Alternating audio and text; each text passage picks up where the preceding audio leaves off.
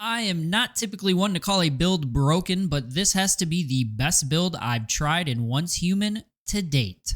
GetBuck here, and today let's talk about the Corrosion build. Last season I bought the gas mask hood and was super excited to throw a build together with it. I tried Outsider, I tried Outer Space, and they were terrible with it. Mayfly goggles are definitely the way to go there. Then this season I tried it with the Corrosion Shotgun off a world drop, was instantly blown away, and purchased the Corrosion blueprint right away. This build is actually really interesting. You'd think it's a status build, which it is because you still deal power surge damage, but you pretty much set it up like a weapon damage dealing build since your power surge procs are able to critically hit. With that said, let's get into it, starting with our weapon, and that is going to be the ACS-12 Shotgun Corrosion. Corrosion has a 70% chance to trigger power surge with a hit, but will not inflict the power surge status. Power surge can deal critical hits, and power surge gets plus 15% to crit rate. When power surge is triggered, gain 15% to power surge crit damage. Effect can stack up to 10 times. You also receive a plus 15% to power surge damage factor. Your calibration print for the Corrosion is going to be the rapid shot style print to get plus 20% to your fire rate, plus 50% draw speed at the cost of minus 10 attack. You will want to pair this with double crit rate stats. Other good stats that would be usable will be double crit damage, double weak spot, or double elemental, but I would certainly call double crit rate the best in slot. You will be modding your shotgun with Shock Rampage, and mine has the Power Surge affix on it. Dealing power surge damage grants plus 5% power surge trigger chance for 5 seconds. Effect can stack up to 4 times. Your weapon accessories are generally preference and self-explanatory, but you would want things to help with stability and accuracy for this shotgun. Now that our weapon is set up, let's move on to the key armor piece, and that is going to be the gas mask hood. The gas mask hood grants plus 35% crit rate for 3 seconds after triggering power surge. And this is actually huge since Corrosion allows our power surge procs to crit. Corrosion was definitely the missing piece to pair with this key armor. Moving on to your gear set, and that is going to be 4 pieces of the Lone Wolf gear set. Like I said, this is set up more like a weapon damage dealing build. 4 pieces of Lone Wolf grant the following: 1 piece plus 10% magazine size,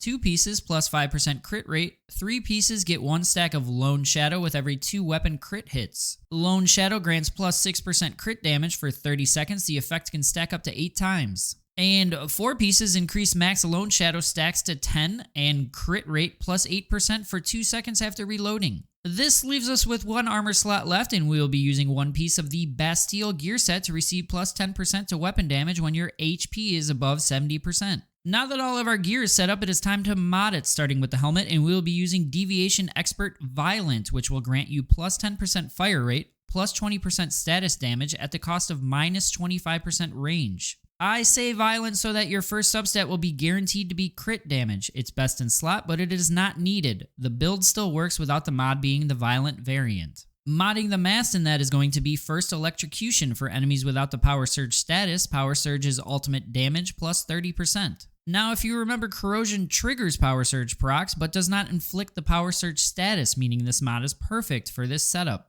Your gloves will be Crit Amplifier Violent to get plus 10% crit rate and plus 15% crit damage. If you ask me, Covered Advance is pretty much the only option for shoe mods on pretty much every build. Taking no damage for 4 seconds grants plus 20% melee weapon and status damage for 30 seconds. Your pants will be Deadshot Violent. Each crit hit by non-melee weapons grants plus 5% crit damage up to 45%. This effect is removed upon the next reload. And lastly, your chest will be either the Blue Status Enhancement chest mod or the Blue Crit Enhancement chest mods for DPS scenarios. I would use whichever one has the better substats. Typically, you'd want Damage to Great Ones as your second substat, and the Violent version of the mod for the crit one, and the Talents version of the mod for the status one. For ad clearing situations, you want to use the gold chest mod Rejuvenating. When HP is above 60%, a kill recovers 15% lost HP. This mod also works great for keeping that 1-piece Bastille proc up.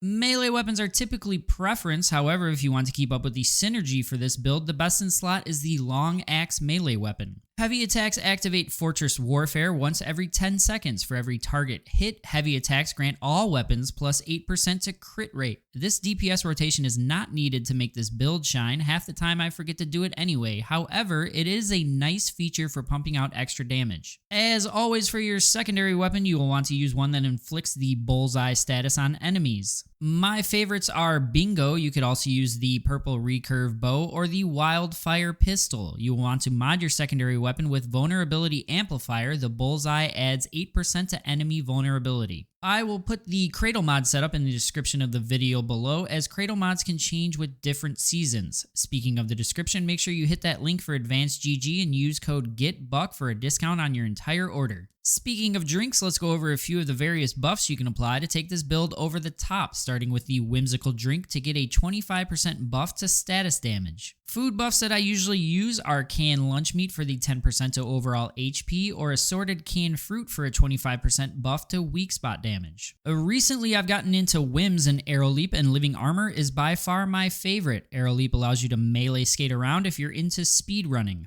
Think of this movement tech similar to Eager Edge sword skating in Destiny 2 with a Twilight Garrison thruster move. Living Armor fully heals you when your HP drops below 20%, but does have a 10-minute cooldown. Nevertheless, this Whim is very clutch, reminds me of the Nomad Gearset from Division 1. If you're looking to flex DPS numbers, Tungsten AP ammo will be your best friend. However, the build is still totally cracked with regular old steel ammo. Most of the clips you are seeing, I don't have any food that gives damage buffs, and I'm using steel ammo. Your deviant options for this build can be the Festering Gel for survivability or the Lone Wolf's Whisper for DPS scenarios. If you were blessed with a shiny butterfly, there is a variant that grants you extra weapon damage and extra status damage on top of the weak spot damage the butterfly already gives, but good luck farming that bad boy. If you like this video, don't forget to drop a like, subscribe, and turn those notifications on. See you next time.